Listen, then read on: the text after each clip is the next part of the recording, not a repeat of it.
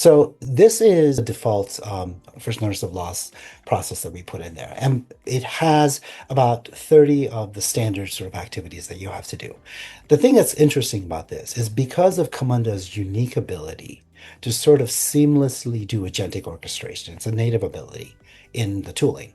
What happens is that the ability to draw all of the nuance that articulates when you go from intaking a claim to, I don't know, validating data and consistency to doing fraud detection or whatever.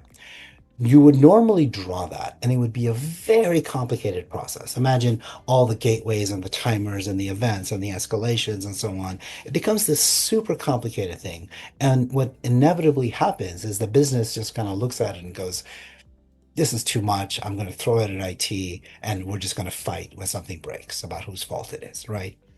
The thing that I really like about the way that Camunda deals with this is that it sort of has this ability to have the AI stand over the entire process and go, now we go to this step, and now we go to this step, and now we go to this step, based on context and history. That ability to teleport to where you want to be rather than go through these winding paths, I think is really critical. You put that together with Camunda's native ability to be able to parse documents with IDP, right? You can literally have Camunda build out a document parsing solution in minutes, right? You give it a document, it figures out most of how you map that to like a data field that represents a canonical representation, and then you start putting that in. And what you get is this ability to very quickly start achieving value on the processes that you're doing, rather than having to wait, 6 months, 9 months before you put something out into production. The example that we have here, you'll notice, there are a bunch of boxes in blue, and then there are a couple that are in red. We use Camunda's native ability to, very clearly indicate legend colors.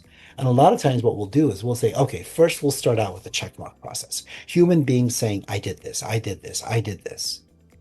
Then we identify the highest value of those. And this is something that can, frankly, go to production in a matter of weeks, barring bureaucratic architectural issues.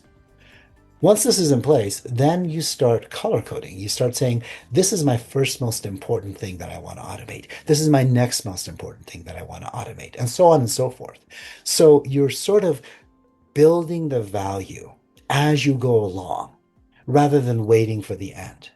And you don't necessarily automate the things that are low value. There's one particular activity that you've got to have in there, but it happens 2% of the time. It does not deserve the same amount of attention and money and time that you give to something like fraud detection, right?